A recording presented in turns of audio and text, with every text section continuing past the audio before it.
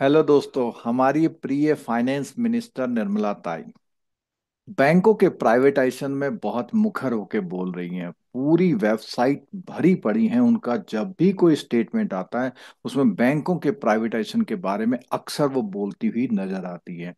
दोस्तों, Delhi school of economics के एक समारोह में उन्होंने इकोनॉमिक्स पे तो स्पीच कम दी, लेकिन बैंकों के प्राइवेटाइजेशन पे ज्यादा स्पीच दी है।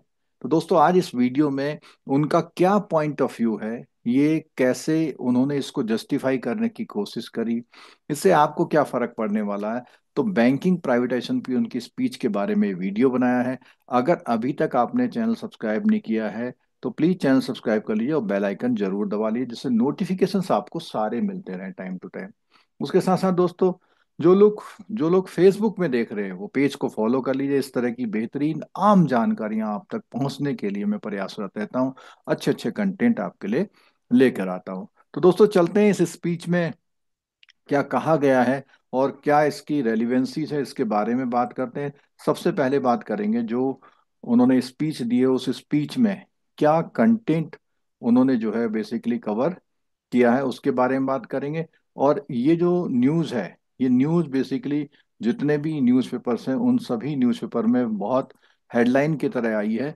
और जब हम बात करते हैं इन सब चीज़ों की, तो कोई ना कोई ऐसी बात है जहां पर गवर्नमेंट की जो फ्यूचर की जो पॉलिसीज हैं, गवर्नमेंट की फ्यूचर की पॉलिसीज इसमें बताई जा रही हैं कि गवर्नमेंट की बिल्कुल मंशा है कि वो कैसे जल्दी से जल्दी इसको प्राइवेटाइज कर ले। तो दोस्तों, सबसे पहले बात करते हैं इस न्यूज के कुछ। हम बात करेंगे कि न्यूज़पेपर कैसे हेडलाइंस के साथ जो है इस न्यूज को दिखा रहे हैं। तो यहाँ पे स्क्रीन में देखिए, privatisation of banks unlikely to hurt financial inclusion. मतलब प्राइवेटाइजेशन से उनको ही कहना है कि फाइनेंशियल इंक्लूजन में कोई फर्क नहीं पड़ने वाला, ना ही कोई नेशनल इंटरेस्ट में फर्क पड़ेगा। मतलब जस्टिफाइड करना है उनको। और यहाँ तक कि उन्होंने इंडिया की ग्रोथ स्टोरी के बारे में कुछ बात करी। और कुल मिला के उन्होंने कहा कि जस्टिफाइड किया कि ये प्राइवेटाइजेशन जो है बहुत अच्छा रहने वाला है। तो इन न्यूज़ों से भरा हुआ कुछ एक्सट्रैक्ट लेके मैंने जो है न्यूज़ पे स्क्रिप्ट बनाई है। यहाँ पर सबसे पहले बात करेंगे कि बहुत जो बात हो रही है कि डिस्कशन वर्दी टॉपिक पर बैंक प्राइवेटाइजेशन इन इंडिया पे ये वीडियो बनाया गया है। और क्योंकि फाइनेंस मिनिस्टर की स्पीच आई है दिल्ली स्कूल ऑफ इकोनॉमिक में, तो इसकी चर्चा और ज्यादा बढ़ गई। अब उन्होंने साफ साफ क्या कहा, government is not in the business of running businesses. यानी गवर्नमेंट का काम बिजनेस चलाना नहीं है। यानी गवर्नमेंट जो है बिजनेस नहीं चलाएगी। इसका मतलब क्या है कि गवर्नमेंट अपनी हिस्सेदारी बिजनेसेस से विड्रॉ करेगी। सिंपल बात है ये। ठीक है। गवर्नमेंट पॉलिसी बनाएगी और इस तरह की पॉलिसी बनाए कि इकोनॉमी जो है इफिशिएंटली काम करे। साथ में उन्होंने बताया कि इसका जो मेन पर्पज है प्राइवेट, कैसे जस्टिफाइड किया उन्होंने। उन्होंने कहा कि इफिशिएंसी को इम्प्रूव करना चाहते हो, प्रोफेशनलिज्म को इम्प्रूव करना चाहते हैं, और कस्टमर सर्विस की क्वालिटी को भी बैंकिंग सेक्टर में इम्प्रूव करने की उनकी मंशा है। प्राइवेट ओनरशिप जब आती है तो लोगों की अकाउंटेबिलिटी बढ़ती है और परफॉर्मेंस दोनों बढ़ जाते हैं।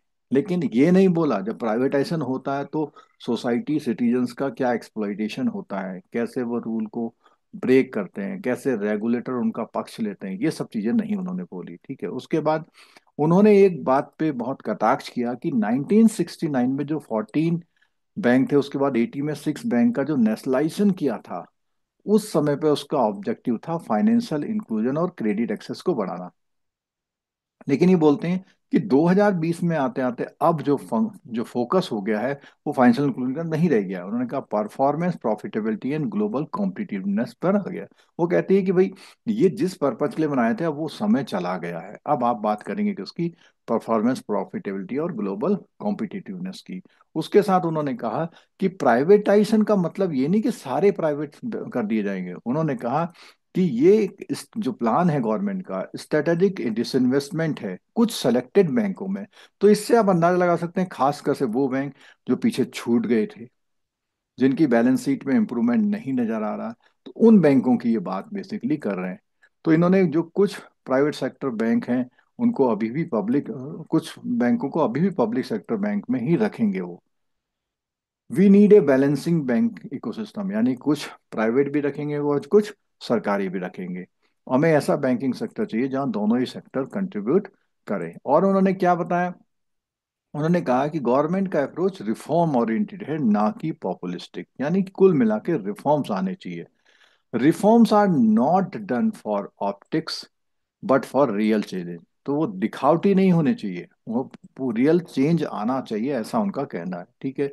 खासकर से जैसे उन्होंने बैंकिंग रिफॉर्म में कहा, आईबीसी कोड आया 2016 का, तो इंसॉल्वेंसी एंड बैंकरप्सी कोड आया, मर्जर और पीएसयू बैंक एंड रिकैपिटलाइजेशन का भी जिक्र किया। तो ये बेसिकली उन्होंने बैंकिंग रिफॉर्म्स की बात यहाँ पर उन्होंने समझाई। तो दोस्तों यहाँ पे प्राइवेटाइजेशन उन्होंने क्लियर किया कि बैंक प्राइवेटाइजेशन सिर्फ ओनरशिप चेंज नहीं है, बल्कि स्ट्रक्चरल रिफॉर्म लाने की बात। मतलब ओनरशिप तो बदलेगी बदलेगी, लेकिन उनका पर्पज है कि स्ट्रक्चरल रिफॉर्म आए, बैंकिंग सेक्टर ग्लोबली कॉम्पिटिटिव बनाएगा। अब बात आती है कि क्या प्राइवेट सेक्टर वाकई बैंकिंग को बेहतरीन बनाएगा या फिर पब्लिक का ट्रस्ट कम करेगा। अब इस बारे में आपकी क्या राय है, आप कमेंट सेक्शन में जरूर बताइएगा। साथ साथ में वीडियो इंफॉर्मेटिव लगी हो तो लाइक एंड शेयर कीजिएगा।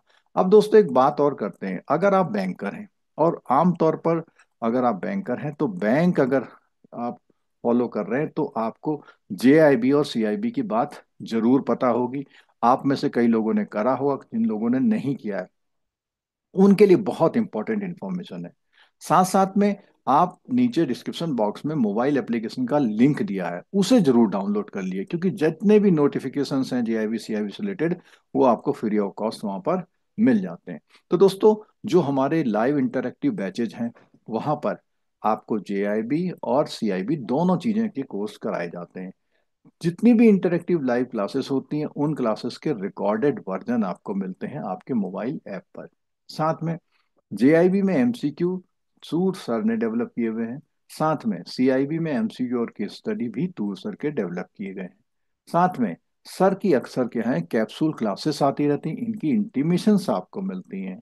और क्या है कि जब एग्जाम आता है तो रिवीजन मैराथन एमसीक्यूज की क्लासेस भी कंटिन्यूअस होती रहती है हमारे चैनल पे। अब ऑफर टाइम में जो हमारा जून का बैच है, जो मई जून जो हमारा अगला वाला जो एग्जाम आएगा जेआईबी सीआईबी वाला, उस मई जून वाले बैच में हमारे जो एनरोलमेंट स्टार्ट हो गए हैं।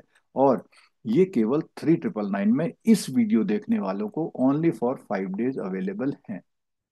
वैसे इसकी कॉस्ट 4999 चल रही है, लेकिन जो इस वीडियो को देख करके हमसे कांटेक्ट करेंगे, उनको ये जो प्राइस है वो केवल कितना मिलेगा, 3999 में मिल जाएगा। तो ये आपको व्हाट्सएप करना है इस कूपन कोड के लिए, 9917447799। इस मोबाइल व्हाट्सएप पर आप क्या करेंगे, अपना व्हाट्सएप डाल देंगे एक एक्स्ट्रा 1000 के डिस्काउंट के लिए। अगर हम बात करें सीआईबी की, तो जो अभी एग्जाम चल रहा है, जो दिसंबर में एग्जाम होगा, दिसंबर 25 में, उसके लिए कोर्स के प्राइसेस ओनली 2999 है, जिसमें आपको live classes, MCQ, case study, revision, marathon MCQ, सब कुछ क्लासेस आपको कराई जा रही हैं। तो दोस्तों, मैं उम्मीद करता हूं कि आप इस वीडियो देखने के बाद बैंकिंग प्राइवेटाइजेशन तो समझ गए, जेआईबी सीआईबी के लिए, क्योंकि इसका जो डायरेक्ट बेनिफिट आपको मिलता है वो आपकी सैलरी इंक्रीमेंट में मिलता है।